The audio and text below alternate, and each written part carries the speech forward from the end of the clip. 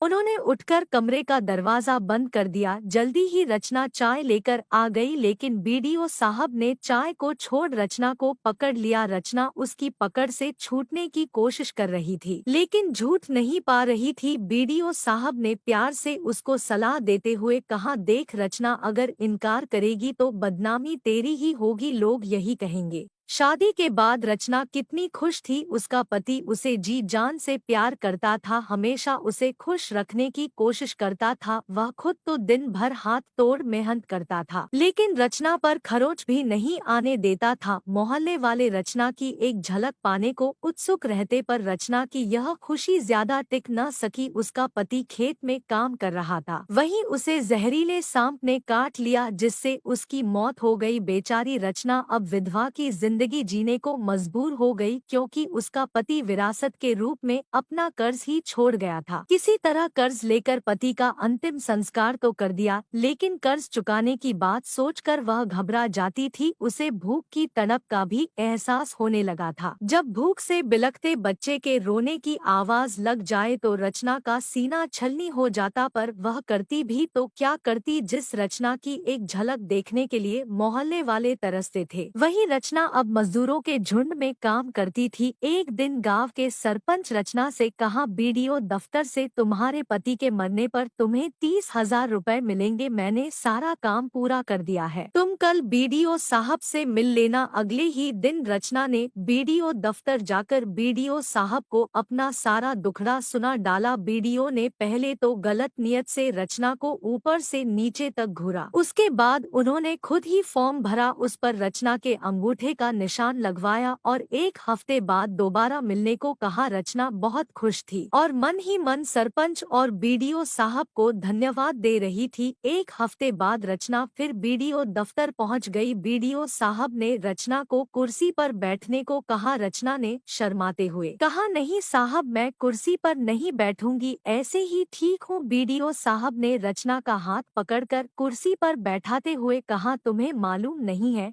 कि ये सामाजिक न्याय की सरकार चल रही है, अब केवल गरीब ही कुर्सी पर बैठेंगे। कुर्सी पर बैठी रचना के चेहरे पर चमक थी, वह सोच रही थी कि आज उसे रुपए मिल जाएंगे। उधर बीडीओ काम में उलझे होने का नाटक करते हुए तिरछी नजरों से रचना को ऊपर से नीचे तक देखे जा रहे थे और मन ही मन उतावले हो रहे थे। तकरीबन 1 घंटे बाद बीडीओ साहब बोले, तुम्हारा सब काम हो गया, बैंक से चेक भी आ गया, लेकिन यहाँ का बड़ा नेता एक नंबर का घूसखोर है, वह कमीशन मांग रहा है। तुम चिंता मत करो, मैं कल तुम्हारे घर आऊंगा और वहीं पर अकेले में रुपए दे दूंगा। रचना थोड़ी नाउम्मीद तो जरूर हुई, फिर भी बोली, ठीक है साहब, कल जरूर आइएगा। इतना कहकर रचना बाहर निकल गई। आज रचना ने अपने घर की अच्छी तरह से साफ सफाई कर रखी थी, अपने टूटे फूटे कमरे को भी इस सलीके से सजा रखा था। वह सोच रही थी कि इतने बड़े साहब आज उसके घर आने वाले हैं,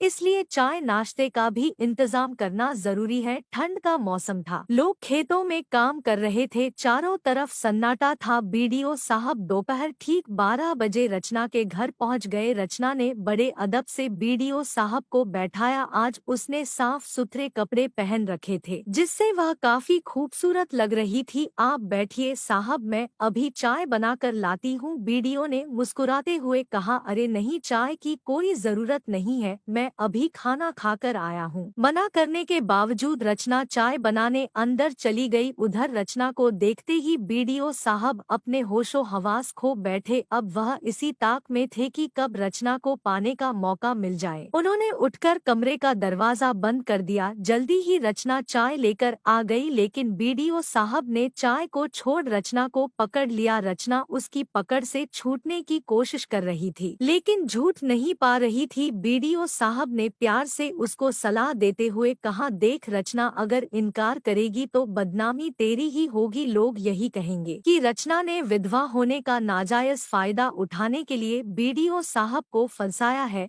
अगर चुप रही तो तुम्हें रानी बना दूंगा। लेकिन रचना बिफर गई और बीडीओ साहब के चंगुल से छूटते हुए बोली, तुम अपने आप को समझते क्या हो? मैं 30,000 रुपए में बिक जाऊंगी। इससे तो अच्छा है कि मैं भीख मांग कर खा लूंगी। मैं विधवा कहलाना पसंद करूंगी, लेकिन रानी बनकर तुम्हारा खिलौना नहीं बनूंगी। रचना के इस बर्ताव से वीडियो साहब का सारा नशा गायब सा हो गया। उन्होंने सोचा भी न था कि रचना इतना हंगामा खड़ा करेगी। अब बीडीओ हाथ जोड़कर माफी मांगने लगे। रचना चिल्ला चिल्ला कर कहने लगी, तुम जल्दी यहाँ से भाग जाओ, नहीं तो मैं शोर मचाकर पूरे गांव वालों को इकट्ठा कर लूंगी। घबराए बीडीओ ने 30,000 की चेक रखकर वहाँ से भागने में ही अपनी भलाई समझी। दोस्तों, इस कहानी से सीख मिलती है कि हमें बदनामी के डर से गलत चीजें नहीं बर्दाश्त करनी चाहिए। दोस्तों, कहानी अच्छी लगी हो तो शेयर करें।